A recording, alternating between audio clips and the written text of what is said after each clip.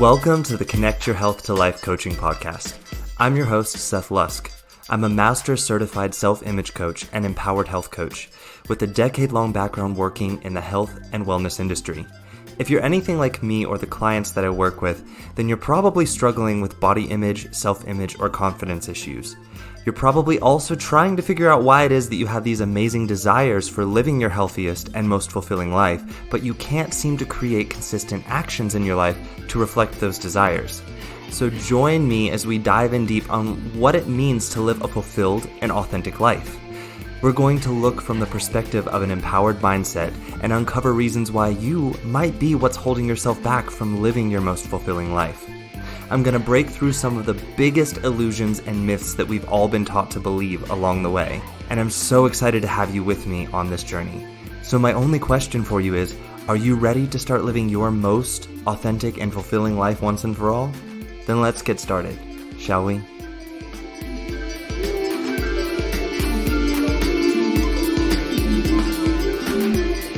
Hey everyone, welcome back to the podcast. For those of you listening in for the first time, welcome. Yes, I'm going to say it again. You guys picked an interesting episode to listen in on for your first time. And for those of you listening in for your now 32nd time, yes, that means we are on episode number 32. I have put out now 32 episodes for you all. Guys, I'm maybe this is not a huge deal to you all because I know there are podcasts out there with thousands of episodes on it, but I'm damn proud of myself for having stuck with this for 32 weeks so far. We're getting closer and closer to me having done this every week for an entire year, and I'm hoping for years to come. So yeah, episode number 32. We're talking all about using pain or discomfort as our motivation to change, and why people tend to use this as their motivation to change and how it doesn't serve us, how it's actually keeping us in this cycle of inaction and suffering, and in the end, no real authentic changes that we're wanting to create. So let's dive into this topic. And I think the best way to start off talking about this is kind of beginning to explain to you all, what does using pain or discomfort as motivation even look like? Because most of the time when I have new clients come to me and they're talking to me about the things that they want to change in their life and how much of a struggle it's been, and they're very attached to their story about how it's impossible for them to change and why they can't change. And what I notice is when they tell me their stories of how they've tried to create change before, that they're using pain and discomfort as their motivation to change, and that is what ends up stopping them in the long run.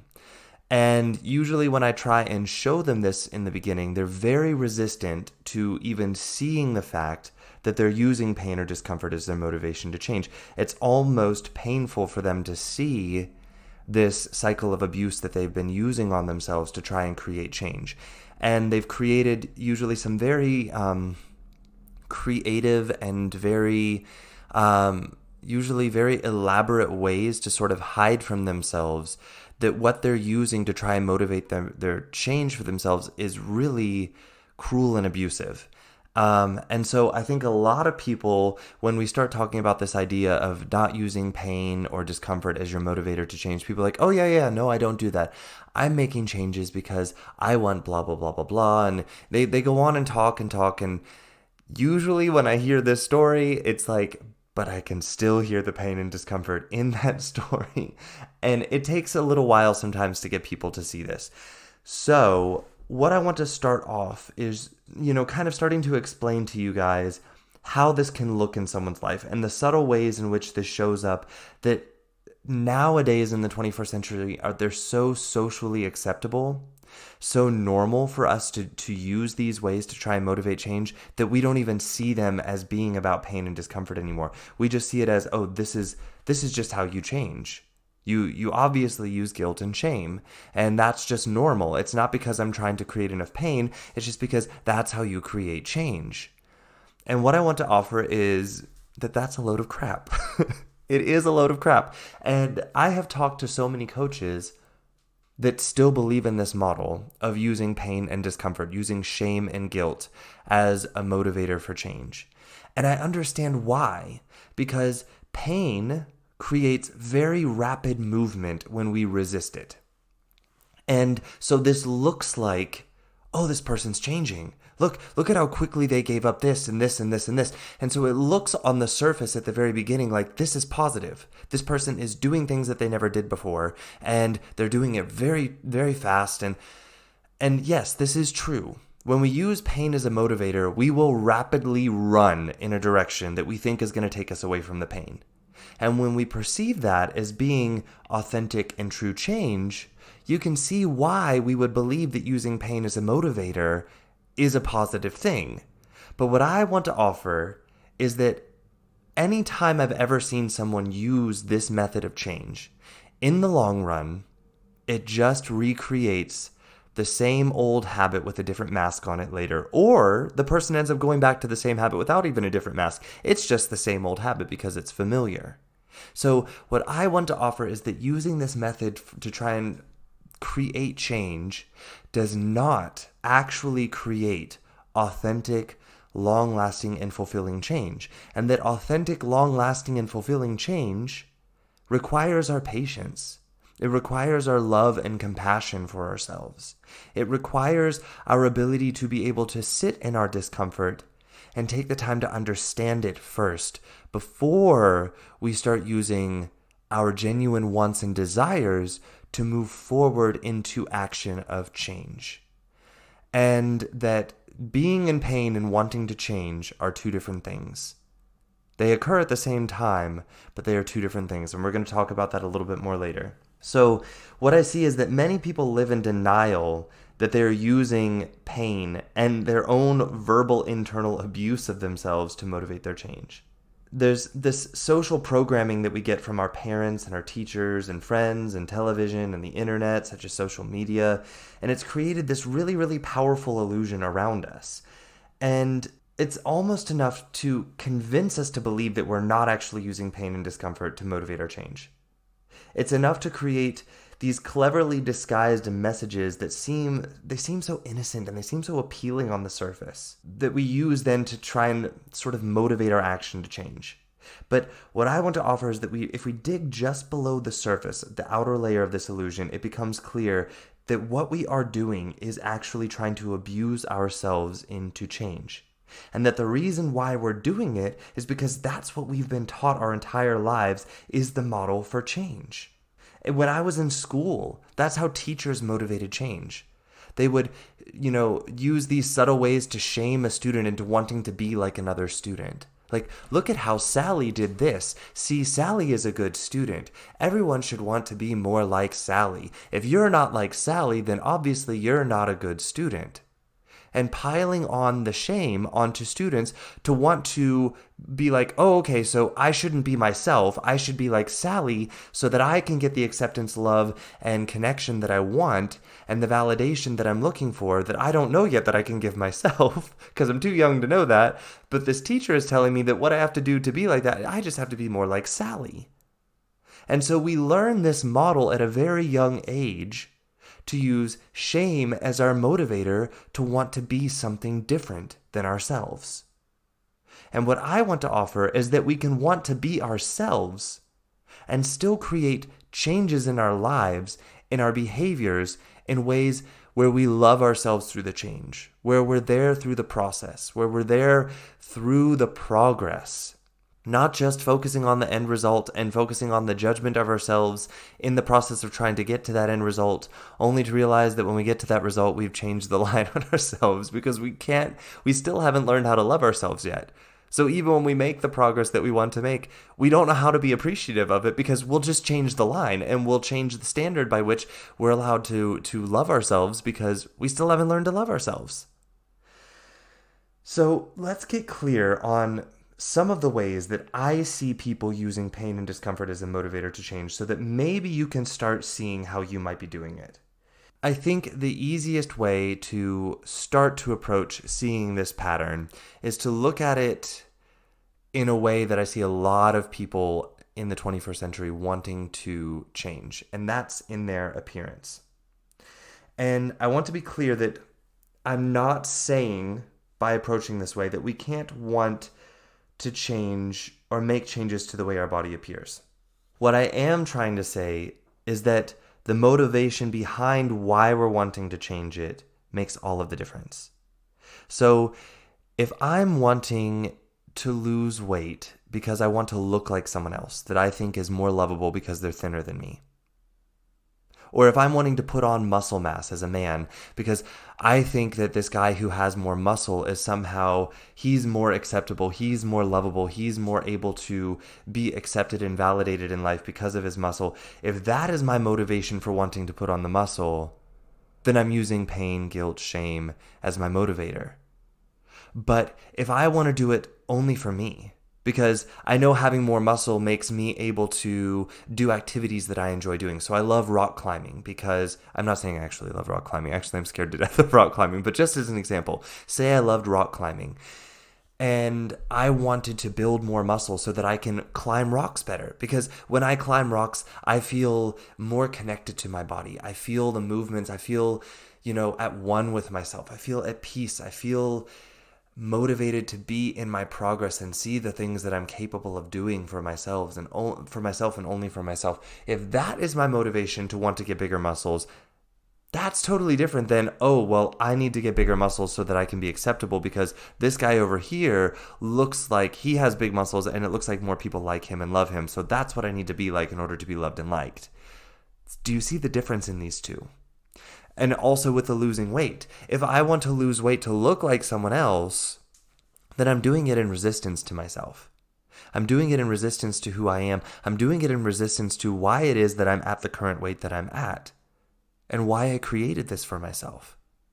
Whereas if I decide, you know what, when I lose weight, I'm able to do more of the activities that I want to do in my life. I'm able to feel better and feel more connected in my body, versus hiding from it and resisting it and putting on this layer of weight as a protective mechanism to being in my body and feeling comfortable in my body.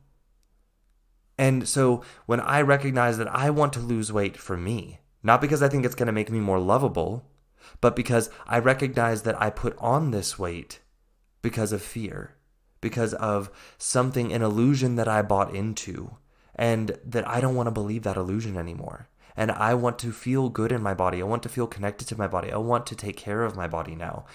That's a different reason to want to lose weight than, oh, well, when I get down to a size 2, then people will love me and accept me. And then I'll be able to love and accept myself. Because you see, the way that I'm talking about changing, and if you want to lose weight, is to love yourself first. And that be your reason why you're wanting to lose weight. See, this is one of the biggest ways in which I see people using pain and discomfort to try and create shame and guilt to create change. It's this guilt and shame by comparison. And, a lot of the factors that play into this are social media. We are constantly comparing ourselves to people's lives that we see on social media and not even recognizing that the life that we're seeing on social media is some edited, filtered, snapshot version of their life. We're not even seeing the real them. And then thinking that somehow being like this person is going to make me more lovable and acceptable. Or it could be because of something that a family member or a friend that you think is more handsome or more pretty, that gets a lot more attention or because of their appearance. So you might think you need to appear more like them. Maybe it's a famous role model that you think gets a lot of attention or praise because of their appearance. So we can start to believe that when we see this, that the way a person looks is what makes them worthy of attention, love, and connection. And then believe that we have to try and look a certain way in order to be worthy of the same amount of love, connection, and acceptance. So we can begin to use that as a way to look at ourselves in the mirror and compare ourselves to this person or people, and try and use the shame and discomfort and disgust with ourselves at the fact that we don't look like this person to try and inflict enough pain on ourselves to want to create change. And I call this shame by comparison. And this is what so many of us out there are using as our method to try and create changes in the way that our body looks, in our weight. And a lot of people use this as their quote unquote, I want to be healthier. way to create change.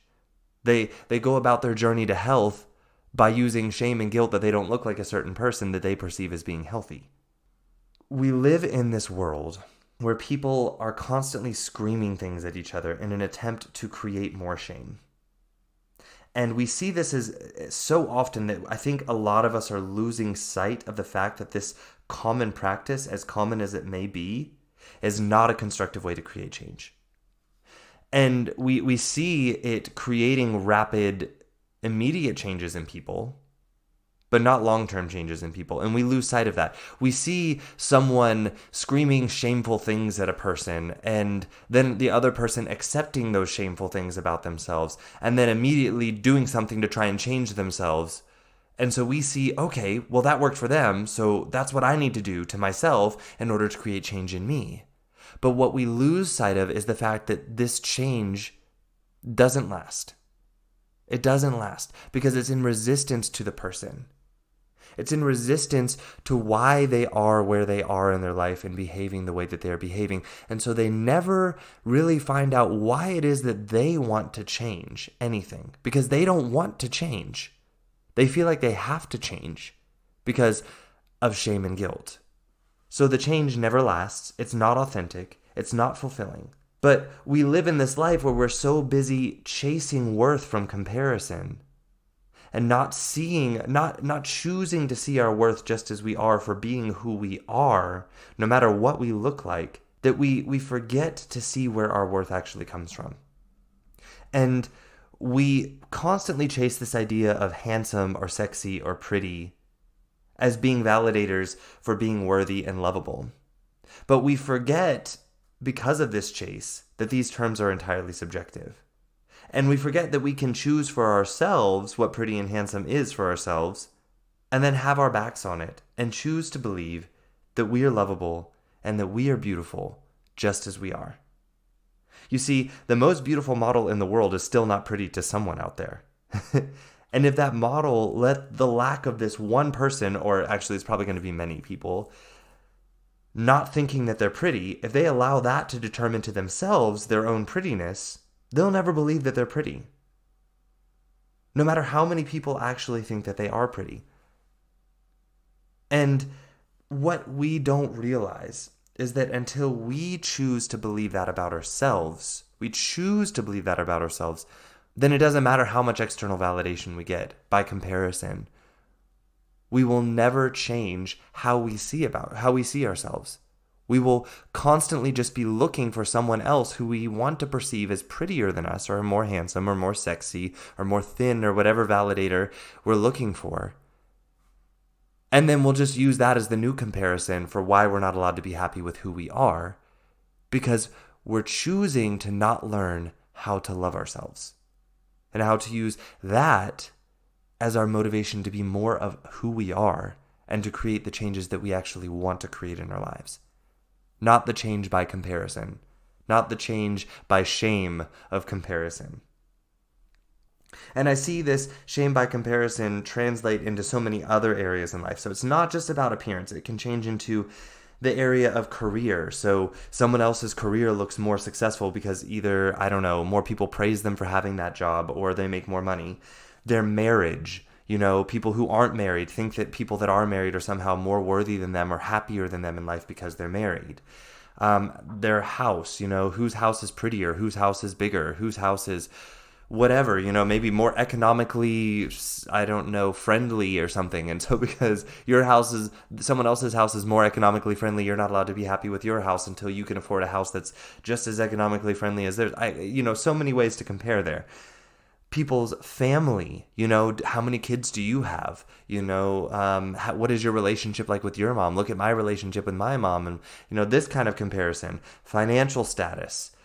The appearance of someone's happiness in life. These are all ways in which I see us comparing ourselves to each other.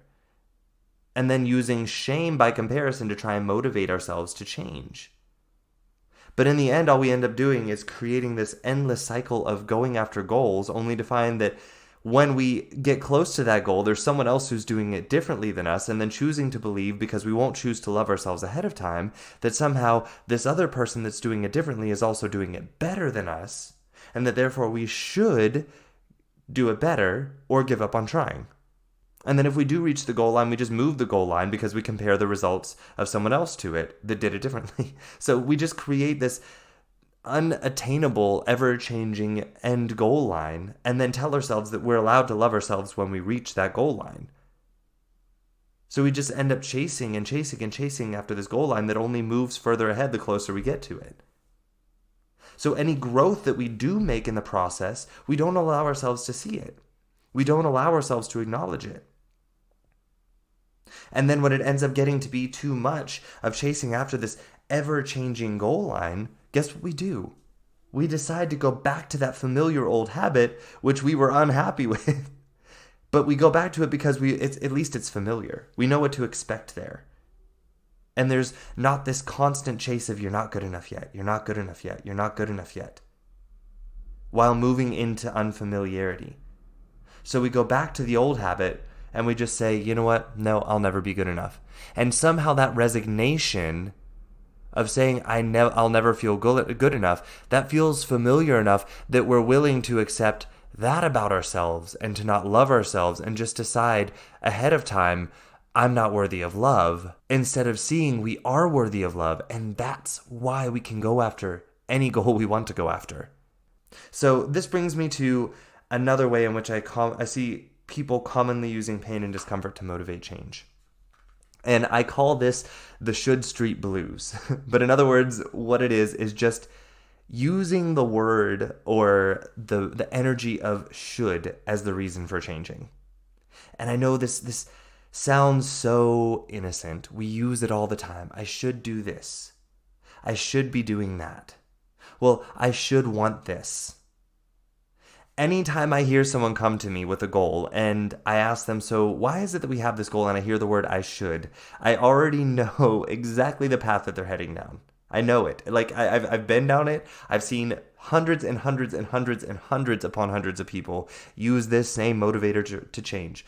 And I know that what this path is full of is other people's internalized voices and opinions that this person has convinced themselves that they actually want now, because they have no idea what they genuinely want, because they haven't been able to choose to love themselves enough to accept and see what they truly want, because they're too busy chasing after other people's opinions and other people's internalized voices to try and get acceptance and approval. And they've practiced these beliefs of these external standards of excellence, goodness, lovability, acceptableness from another person for so long that they've convinced themselves that all I need to do is fulfill this checklist of expectations, and that then all of a sudden my life is going to be happy. Then all of a sudden I'm going to be able to love myself. Then all of a sudden I'll finally be worthy of being accepted by myself and feeling connected to other people. But what you don't see when you use this method is that you yourself are the one that is not allowing yourself to feel fulfilled, loved, and connected and accepted. And that you don't have to, but if you want to feel those things, you want to choose to feel them ahead of time. Not once you get to the change. Because if that is your motivator for change, then you'll never, ever reach the point where you've changed enough where you'll learn to accept and love yourself.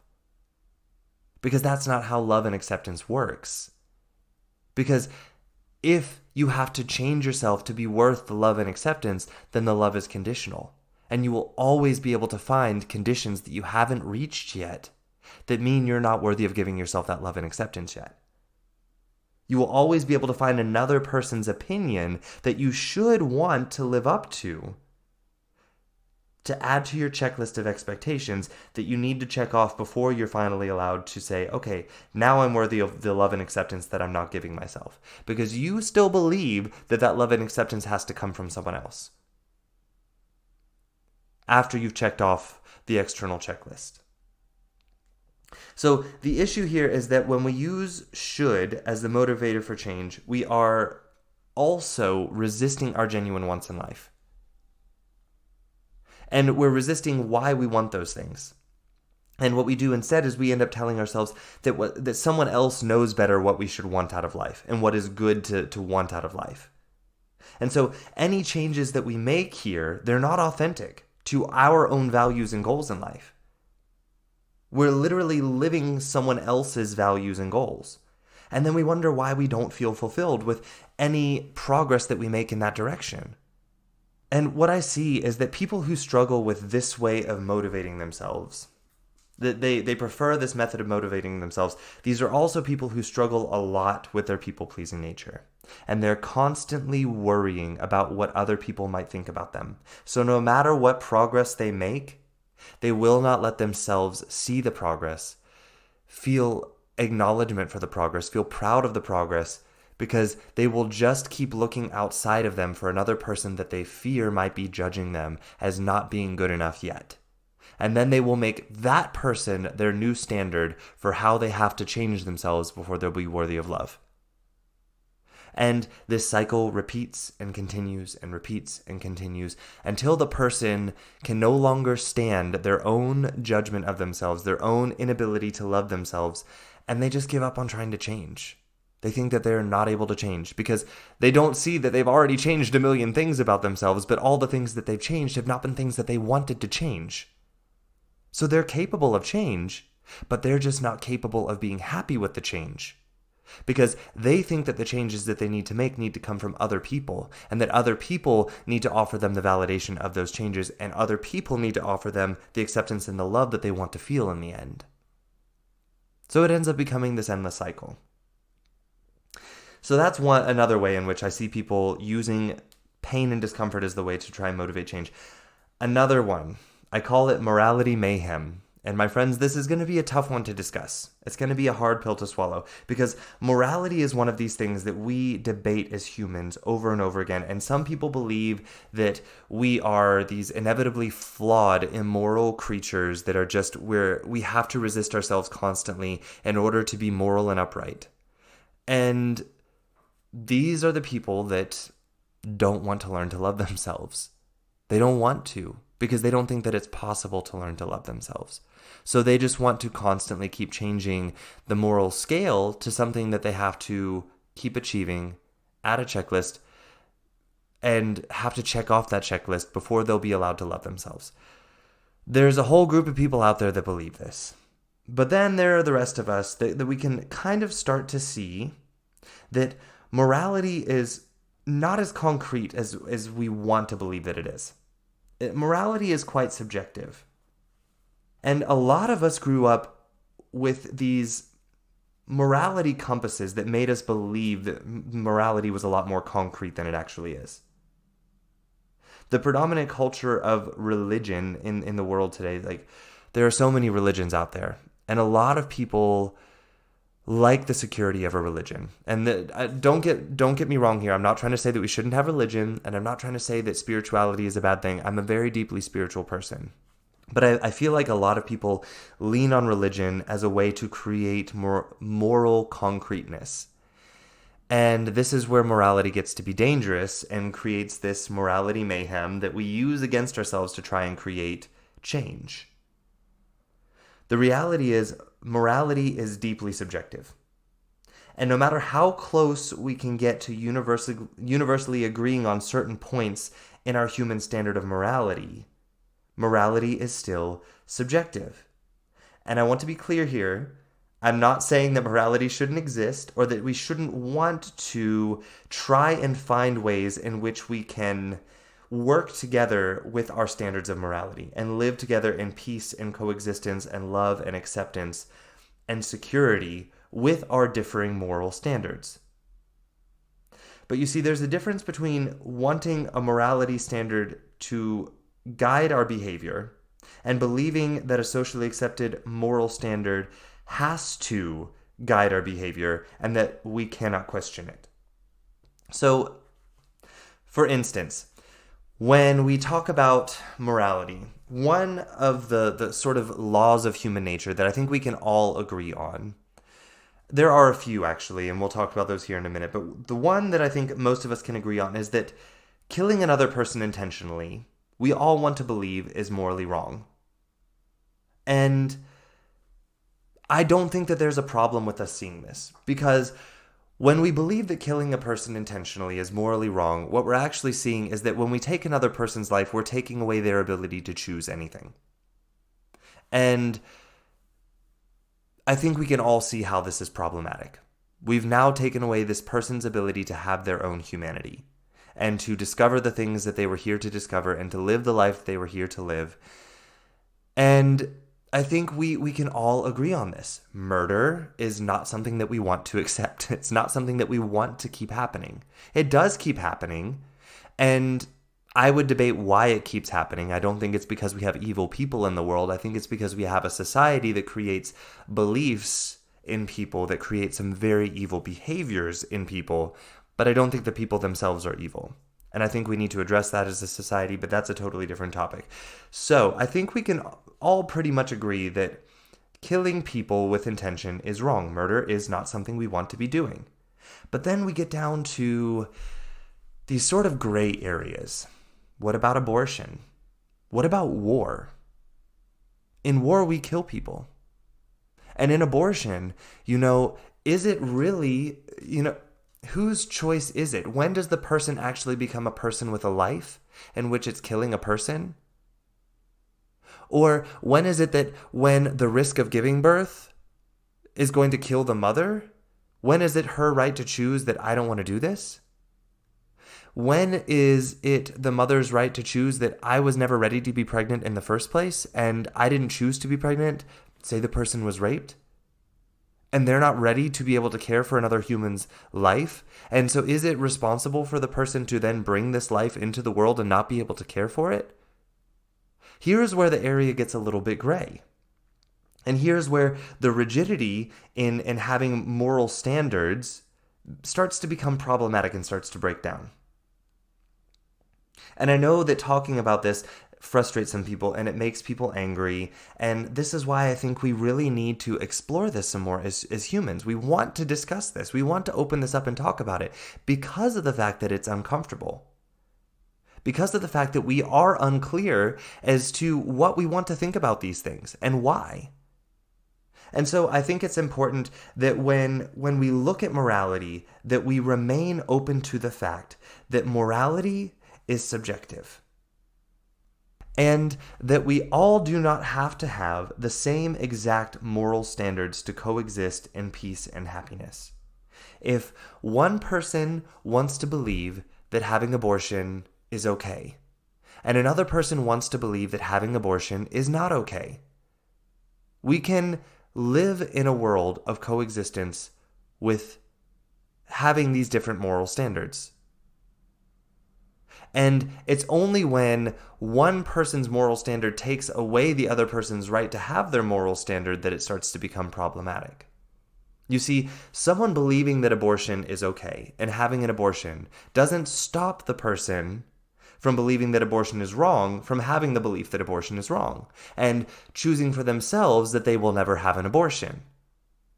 But when we go to the opposite extreme and say, okay, this person believes that abortion is wrong, and therefore everyone has to believe that abortion is wrong, so abortion is wrong, we're not allowed to have abortions. Well, guess what? We've now taken away the ability for these other people to have their moral standard of they don't believe that abortion is murder. So this is where morality kind of becomes this sticky area in which we want to believe that it's more concrete than it actually is. And what I want to say here is that I believe that there are some laws of human nature which appear to be universal, that we all tend to live by. And I'm not suggesting that we do away with these. Things like, for instance, we can all agree that we don't think that it's right for people to steal, or to murder, or to lie. But then we get into these gray areas of, is it stealing when, one group of people, say the elite 1% of the world, are hogging all of the money, and other people are starving to death, because they don't have access to money, and so therefore they don't have access to good food. So is it stealing if this person just wants to live and takes food to be able to survive because they have no money for it? Do you see, this is again where morality, if we look at it too concretely, we lose the fact that morality is subjective.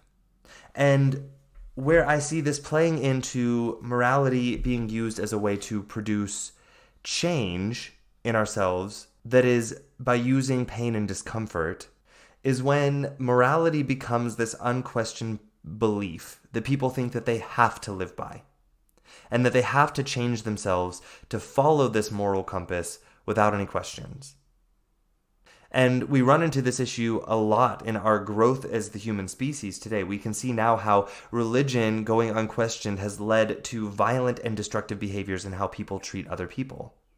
We see how laws can be made that make other people's rights to live an equal life of opportunity. We can see how these laws have taken away these people's rights to have that equal opportunity, and how they can be used in a way to manipulate the system to not allow certain groups of people that we deem to be less worthy as having less opportunities. But we keep overlooking why we keep repeating this pattern in humanity in different ways. And we keep overlooking the fact that when we use concrete morality as a way to create change in humanity, what we are doing is we're living in resistance to reality and the fact that morality is subjective. And we keep using guilt and shame in that resistance to be able to fully see ourselves and love ourselves. And therefore, we use it in resistance to fully be able to see other people and love other people. And therefore, we slowly deteriorate our ability to fully see and love everyone around us. So any changes that we make here end up being destructive and in resistance to reality, in resistance to other people having their humanity who may have grown up differently than us, who may see things a little bit differently than us because of how they grew up and how they perceive the world. And inevitably, these changes reach a boiling point of violence and resistance to reality that end up undoing the changes that we made in the end. One of the clearest ways that I see this example play out today is using morality as a compass for change that has created a very destructive pattern in our world is if we look at it in the homosexual community. I have seen so many homosexual men, women, non-binary people that live a life that is just a complete lie to their truth, simply to avoid the judgment that they think that they might have to face by speaking their truth and living it. I did it.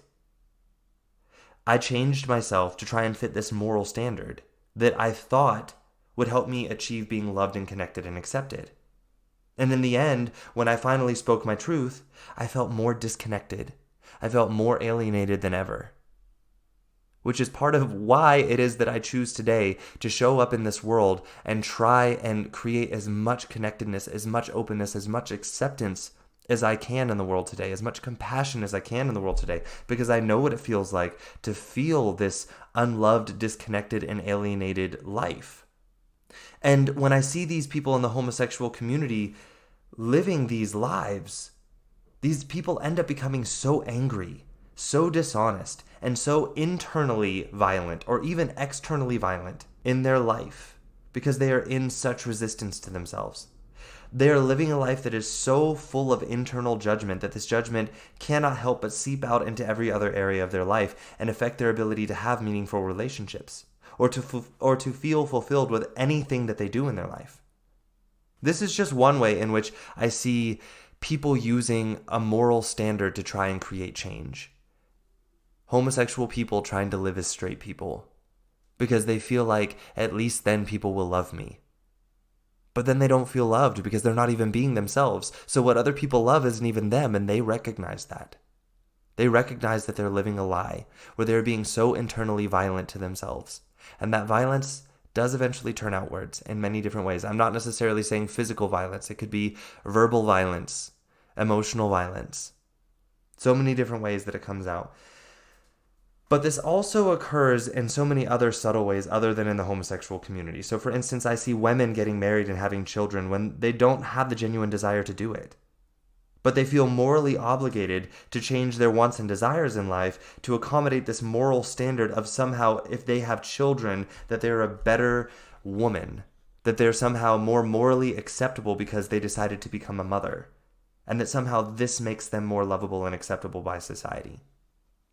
I see people taking jobs that they don't genuinely want because of this belief that it will somehow offer them this acceptance and approval that is based on their job's perceived moral contribution to society. So, like, for instance, becoming a doctor, becoming a priest, becoming, a social worker, something like that they believe somehow makes them morally superior and that will gain them acceptance. And so they take these jobs, but it's not genuinely the job that they want. I have seen people use religion as a way to morally shame themselves into losing weight because they believe that somehow their weight gain is a sign of their immoral nature or their carnal desires. And they try and lose weight by piling on the shame of seeing this. But you see, in the end, because this person never learned to love themselves and to see why it is that they'd put on the weight to begin with, and that it wasn't because they're this immorally corrupt, evil person, because they don't choose to see that ahead of time, then it's only a matter of time before they can't resist themselves any longer. And they go back to their old habit because at least that's familiar to them. And they feel like, I guess I'll just never be a good person. I'll never be worthy of love because I can't be skinny. And so therefore, I guess I'm just a bad person. I'm a weak person. I'm a lazy person. Because I'm just immoral. That's my human nature, is me being immoral, me being lazy, me being whatever it is that they're calling themselves. So the next way that I see people using discomfort and pain as their motivator for change is regret. So we've got the morality issue, we've got the should issue, we've got the unhappy by comparison, the social comparison. The next way I see people using pain and discomfort is using regret of the past. And you'll know that if you're using this as your motivator to change, because you'll catch yourself saying things to yourself like, I could have done better. Or I should have done this instead, and then I would have gotten, fill in the blank on whatever result it is that you think that you would have gotten if you had done things differently. So this is just two ways in which you can catch yourself, using phrases that are a sign that you're using regret of the past as a way to create enough shame and discomfort in yourself to push yourself into changing something about yourself. And this is just another socially accepted way that we have been taught to use guilt or shame to motivate change in ourselves. But the thing is that if we really look at this, we know that it's illogical and that it's cruel. But it's become so socially accepted and normal that we just do it, and we don't question why it is that we're doing it, and we don't question why we believe that it's okay to do this to ourselves. So we just keep taking this approach over and over again. But when we really look at it, we can see that when we say things like, I could have done better, and when we use that approach, what we're actually doing is we're using information that we have now to judge a past version of ourselves that did not have that same set of information. And then using the fact that the past version of ourselves did not make decisions that we would have made now based on the new set of information that we have only because we took the action that we took, where we use that information to see ourselves as being lazy or stupid or unable to make any change or not lovable or not good enough or any other name that you or phrase that you may use to call yourself something to try and judge yourself harshly enough to create motivation to want to change. So we're basically using information that we only gained by taking the action that we're now judging. We're using information that we gain by taking that action to then judge ourselves for taking that action. Can you kind of see how this is a little bit cruel? And how it's actually, it makes no logical sense, but we do it. We don't question it. And of course we do it because we think that somehow it's going to keep us from making decisions that later on we will regret. So for us, it's almost like we think it's keeping us safe. But what we don't realize is that we're the ones that get to decide whether or not we regret it. We think that we're protecting ourselves from this external regret that happens to us, but what we don't realize is that we're the ones that choose to use regret. It's not something that happens to us. So this brings me to the next way that I see people using pain and discomfort to be their motivator to change, and that's future fears of regret. So this is another really popular method that I see people using to try and motivate change. And what they end up doing is they create this imaginary vision of themselves in which they don't change something in their life as it is right now, and then imagine another version of themselves in the future in which they will then look at the future version of themselves that did not change and then judge it with so much regret that they can't stand the discomfort of the idea of that judgment. So they push themselves to change to avoid that future judgment that they're afraid that they're going to give themselves. There are a couple issues with this, and I think some of you, when I say this out loud, you can hear the issues in it, but I'm going to point them out here. Number one is that we're the ones who choose to judge ourselves and to look at ourselves with regret. It is not a given standard that we have to live by. It's not something that happens to us. So when we use this way of producing change, we perpetuate this idea that our mind controls us and that regret is something that happens to us, not something that we create for ourselves. So we then become a victim of regret instead of choosing to see our power and responsibility in creating it and then choosing ahead of time that I'm not going to use regret. We do not see regret as being a product of how we choose to see things and feel about things. And so therefore we allow our minds to use us and think that we're being forced, that we have to see things a certain way and judge things as a certain way. And that we think that our mind has power over us versus it being a tool that we use. So another way in which this is problematic is that, again, we're playing into this idea that it's okay to use future information that we didn't have at the time that we took the action that we're now judging to judge the version of ourselves that took the action. It's cruel. It's really, really cruel that we use information that we didn't have when we took the action to judge ourselves for taking the action. So a third way in which I see this being problematic, and this actually ties in using past regret and future regret, as well as the model of shame by comparison, a way in which all of these kind of come together and are problematic, is that we're creating this ever-moving standard of excellence for ourselves that has to be achieved in order to not judge ourselves. So we tell ourselves we're not allowed to stop judging ourselves until we reach this standard of excellence. But then we won't choose to set that standard of excellence. We make it an ever-moving line so that we know for ourselves we will never get to it. So we basically set ourselves up to believe that we have to constantly be in judgment of ourselves and anything that we accomplish. And we set ourselves up to believe that we have to look for what we could have done better, instead of seeing what we did great, and then seeing that we can still learn to try things differently the next time when we want to try something new. Instead, we choose to see that we have to just constantly judge ourselves.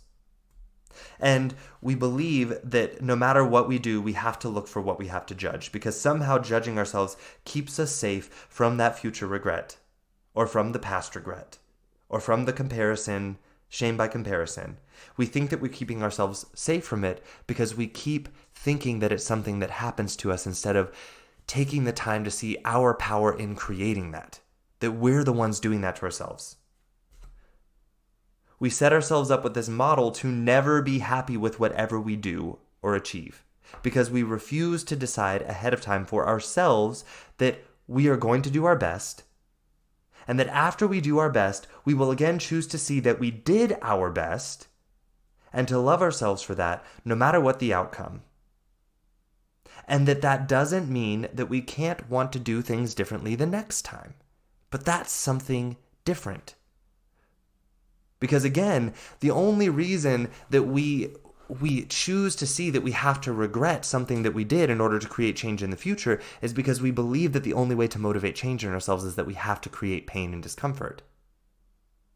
But when we use the model of that we know we're going to do our best, and that after we do our best, we're still going to choose to see that we did our best, and that doesn't mean that we can't look at us doing our best and see, okay, the next time I get this opportunity, I want to try this instead, because I love myself and I'm willing to try this.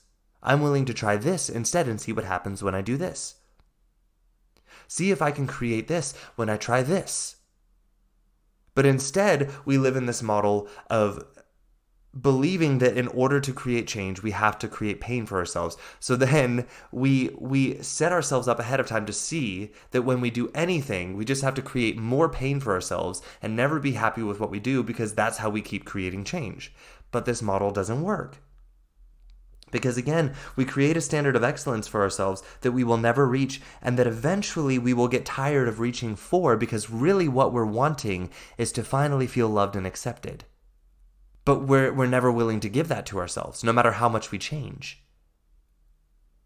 Because we still keep seeing the change as being what's going to make us eventually worthy of that love and acceptance, instead of seeing, no, I can change because I'm already worthy. I'm already loved and accepted. And therefore, I can try whatever it is that I want to try doing. Because no matter what the outcome is, I'm still going to have my back on it. I'm still going to love myself, no matter what, because the end result wasn't what was going to make me more lovable in the first place. So then I'm not afraid to approach change. And you see, when the standard of excellence is compared to someone else, there's always another person out there who did it differently that we can then choose in the moment to think, oh, well, they did it better, and move the standard of excellence accordingly, and then be like, okay, so I'm still not worthy of love yet.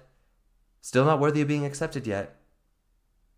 When the line is the line of future regret, we will always find something else that we will have been able to achieve if we do not keep changing things about ourselves so that we can eventually be worthy of love. And say, well, I cannot be happy with anything that I did because I have not done this yet, and I will use this later to regret myself later. So therefore, I'm not able to love myself now, because now I have to do this to be worthy of love. Otherwise, I'm going to regret this. And when we use past regret as our motivation to change and our line of standard, we set ourselves up to, in this moment, never be happy with anything that we did, because we keep telling ourselves that we have to constantly be in judgment of everything we did, and that we have to use information that we gained from doing what we did to therefore not be allowed to feel happy about what we did.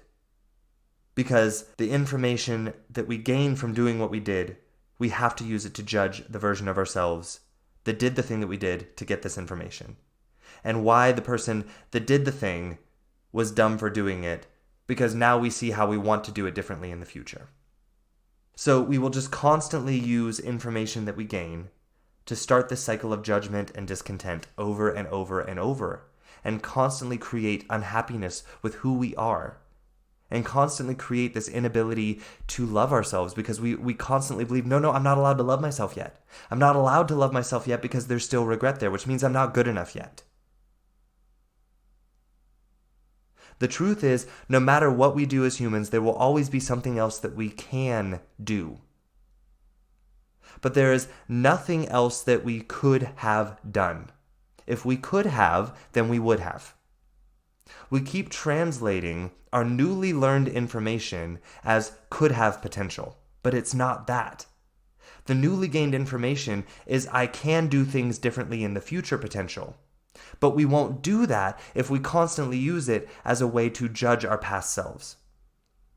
The information we gain from doing things is I can do things differently in the future if I want to potential. But we forget to recognize that I had to do what I did to learn this and to create the awareness that I can do things differently in the future if I want to. But what we keep doing is we keep changing can to could. And this becomes this deadly weapon of regret and judgment that makes change impossible in us. Because why would we change when we know we're just going to beat ourselves up in the future for any change that we make, because we're just going to use regret? So why even bother trying? So we just end up going back to the old familiar habit that we wanted to change, because at least we know what to expect from ourselves there, even if we want to change it. Instead of the unfamiliarity of what's the new standard by which I'm going to judge myself in the future. What's the new way I'm going to regret myself and tell myself that I'm not worthy of love in the future. I'd rather go back to the old version, because at least I know how to deal with that. And so we never create any real, authentic changes that we want to create in our life. So these are a few of the most popular ways that I see people using pain and discomfort as a way to create motivation and change. And there are many, many more, and so many different ways in which these translate into people's lives in different ways and combine with each other in different ways. But there is one universal way in which all of these methods, and the thousands and millions of more methods that I couldn't mention today, otherwise we'd be here for forever trying to mention them all. There's one way in which these universally cannot help us produce fulfilling, authentic, lifelong changes. And that's this. Change requires for us to be uncomfortable. Change requires for us to be uncomfortable because we're going to be doing things that we've never done before. And that's unfamiliar, which feels uncomfortable. But you see, because you've been using discomfort and pain as your motivator to change, you've now programmed yourself to see discomfort and pain as being bad and something to get away from. And therefore, you need to avoid pain and discomfort. So guess what? Therefore, you also need to avoid actually changing anything. You see, when we use guilt, shame, fear, discomfort, pain, embarrassment, unhappiness as our motivation to change, we send a powerful message to ourselves. And that message is that the goal is to get away from discomfort. Because that is why we're trying to change and hurry up and get away from the pain that we're experiencing, is because pain and discomfort is wrong. It's bad. We shouldn't be experiencing it. So we're trying to hurry up and get away from it. But you see, where real change occurs, not just at the temporary behavior level out of fear, is in changing our thoughts and beliefs about the world around us. And in order to do that, we have to be willing to explore new thoughts and beliefs. We have to be willing to explore the old thoughts and beliefs that are creating the pain and discomfort in us. We have to be willing to explore those and be with them in order to create real change, in order to understand why we chose those to begin with, and why it is that we don't want to keep choosing them again. And my friends, this is not a comfortable process. It's not a secure feeling process. Sometimes it feels out of control because it's unfamiliar. So if you're constantly chasing control to get away from pain and discomfort, then you've taught yourself to literally resist changing. Because guess what? Change is uncomfortable. Change will involve pain. That's part of being a human. Whether you change or not, you will experience discomfort and pain. The difference is that when we choose to change, we choose discomfort that grows us towards what it is that we want to change to, versus becoming a victim of discomfort and pain because we don't see how we're creating it in our life now. We don't see how the pain and discomfort that we are creating for ourselves right now is keeping us where we are right now. And that's the reason why we aren't creating any change.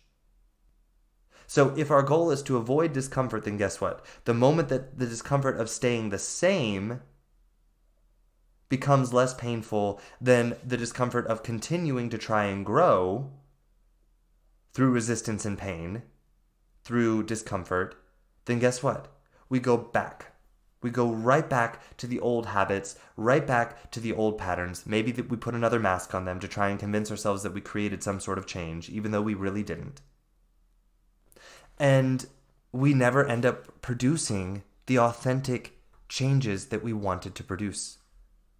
We actually don't even know what the authentic changes were that we wanted to produce because we're so busy using pain, shame, guilt, and comparison that even the changes that we're trying to create aren't the ones that we want to create. We don't even understand the changes that we want to create because we won't take enough time to be with our pain and discomfort to understand where it's coming from. It's coming from the fact that you're not trying to change the things that you actually want to change. And instead, you're busy judging yourself based on a standard that's out there, based on a standard that you think other people have of you that you have to meet to be worthy of love and acceptance. But this isn't the only way in which using pain and discomfort as a motivator to change ends up harming us universally and creating suffering. Because you see, the thing is, here's the other point. Life is 50-50. 50% I love it, it's great, I'm happy, joyous, amazing, and 50% I don't like it, it sucks, I'm unhappy, I don't feel good, I feel scared. And the truth is that we need both to be able to recognize the other. But the difference between people who create changes in their life and really grow in a genuine and authentic and fulfilling way is whether or not the person chooses the discomfort that serves them to move closer to the version of themselves that they know that they are. To changing the behaviors to show up in their life more as that person that they know that they are. The other choice is to become a victim of your life and to become a victim of the discomfort and pain and to see it as something that's happening to you all of the time versus something that you're creating over and over again in your life because you're resisting yourself and resisting seeing how you're creating your current reality. And I know some of you might be thinking, wait, I thought you just said that we don't want to use discomfort as our motivator to change. And now you're telling me that in order to change, I have to choose discomfort. And you're probably thinking, well, that's a contradiction. And I can see this question has come up several times before. And I want to offer you this as some clarity here. The discomfort that I'm asking you to choose is the discomfort of doing things that are unfamiliar. The discomfort of trying new beliefs and thoughts and beginning to look at the world through a lens of those new thoughts and beliefs, and feeling the discomfort of that uncertainty. And choosing to show up anyways and explore these new things and discover new things and to love ourselves and to have our back through that discovery process, that growth, that journey of learning who we are and what we're capable of when we show up in our life as that person unstoppably and having our back. There's a difference between that and using the same old beliefs to create pain to fuel the drive for change.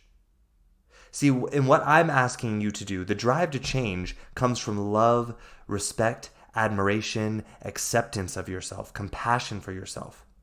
And instead, what I see people using is rejection of themselves, disrespecting themselves, not accepting themselves, not admiring themselves, and trying to use that as their motivator to change.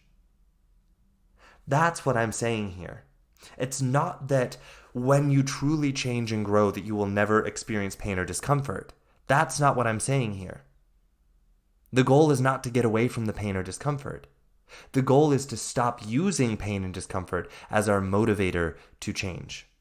When we use pain and discomfort as our motivator to change, we also create a belief pattern in ourselves that resists 50% of our life and resists our ability to become aware of it. And so therefore we become a victim of it instead of choosing to step into it and to become aware of it and to learn what it's there to teach us with confidence, acceptance, compassion, and love. And to do all of this with intention, to be part of this intentional experience of co-creating with the universe or whatever your higher power is. We need that 50% of what we do not like in life to recognize the 50% of what we do.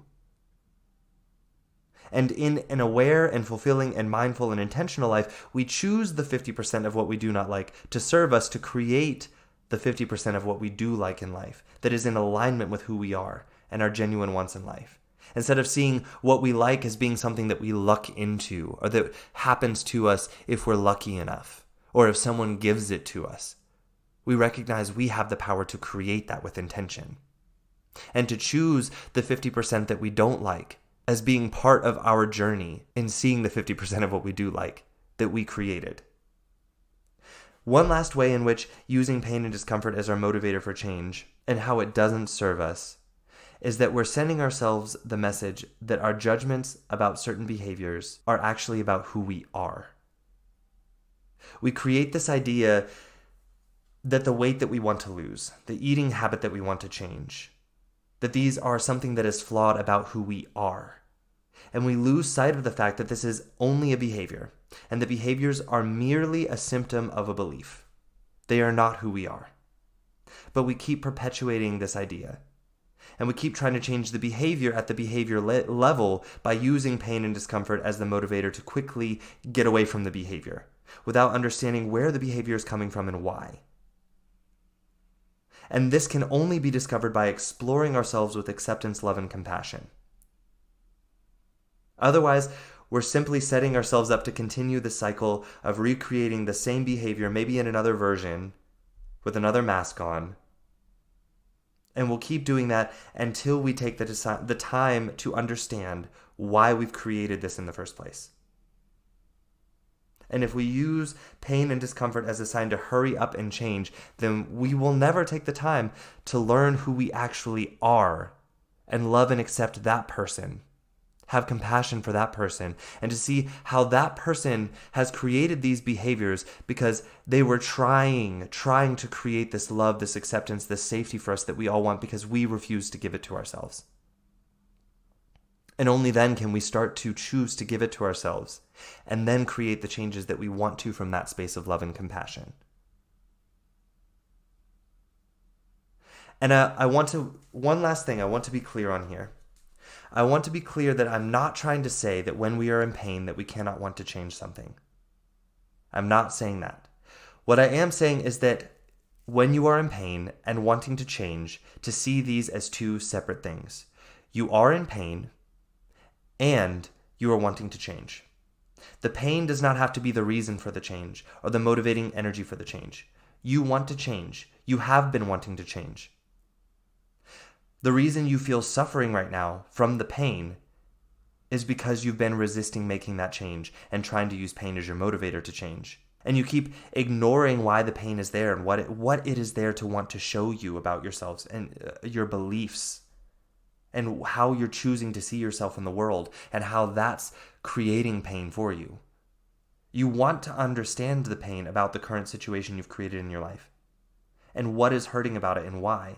Both of those things are very important to look at in order to produce real, authentic change.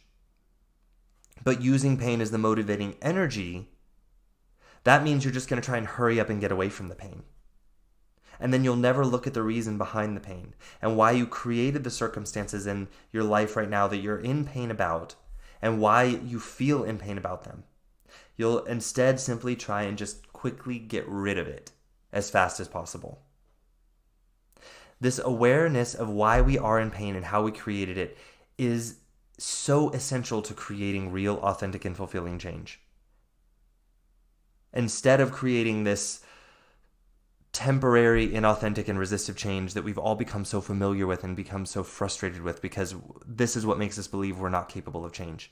And it's because we keep using this broken model of pain and shame and guilt and disgust and discomfort as our motivator to change. And we instead want to look at that pain and that discomfort instead of judging it as being wrong and that it shouldn't be there.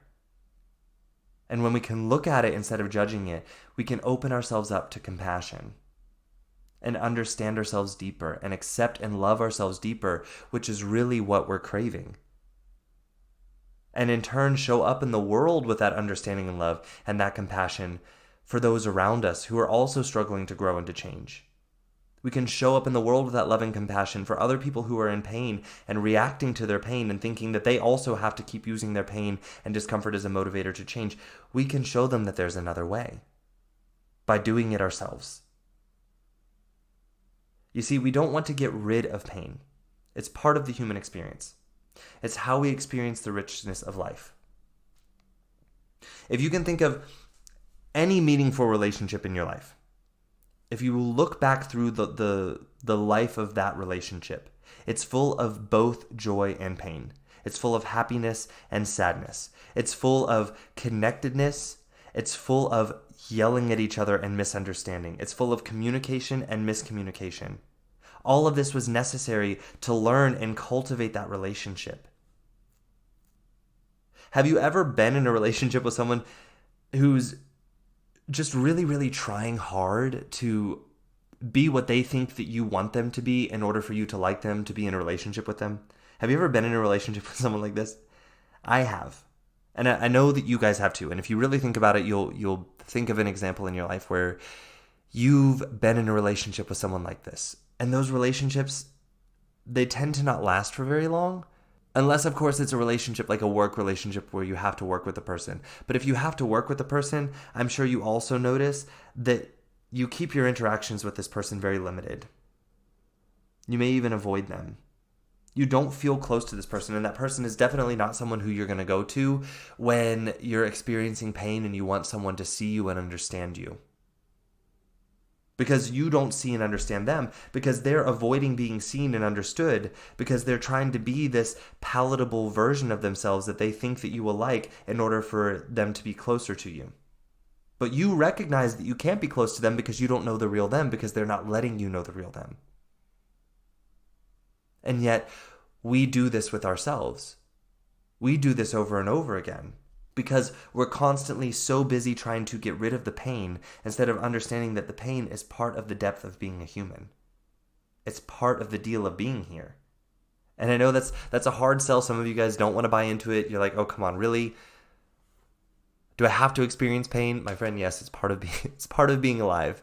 And the sooner that you can accept that that's part of life, and that you have the power to choose with intention the discomfort and pain you're going to go through to become more of the person that you know you are on the inside and show up as that person. The sooner you can accept that, the sooner you can start creating real and authentic and fulfilling growth in your life. Not the growth that you think that you have to create because of some ever-changing standard out there that you keep moving the line for. So the sooner that we can all realize that pain is part of the deal of being a human and that that's okay. The goal is not to get rid of pain. That's the sooner that we can start creating real and authentic change. But also with recognizing that when we experience pain and we want to change, that those are two separate things. I am experiencing pain.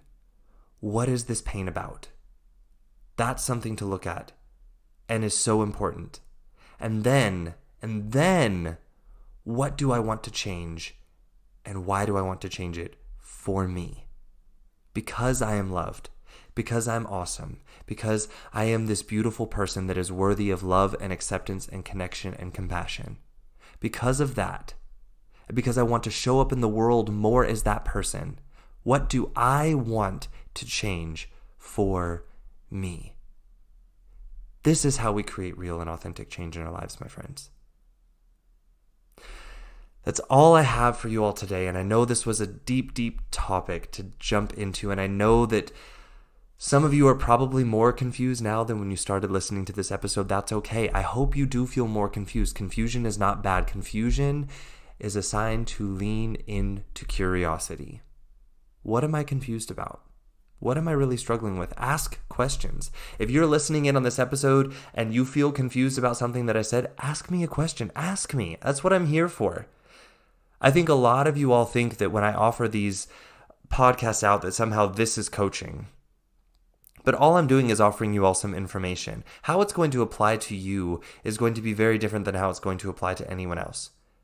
And so if this information is confusing to you, then ask your question so that we can find how this information applies to you specifically and how you can use it to create action in your life, not just sit there with another set of information that you consumed that you'll do nothing with, create nothing with, because again, you're afraid of judging yourself in the future.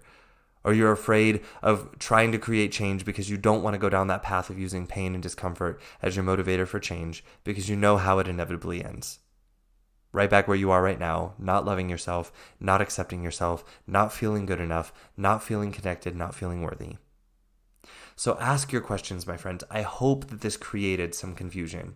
I hope that this created some curiosity. I hope this created some questions. I hope this opens up the conversation here, my friends, because this is a tough sell. This is something that our society is very much against. And whenever I offer this to people, I almost always receive pushback on it. Because people are so afraid to let go of this model of using shame and guilt and pain as their motivator for change. Because they're afraid if they do, that they will never change the things about themselves that they want to change. And what I'm here to offer you is that is a load of crap.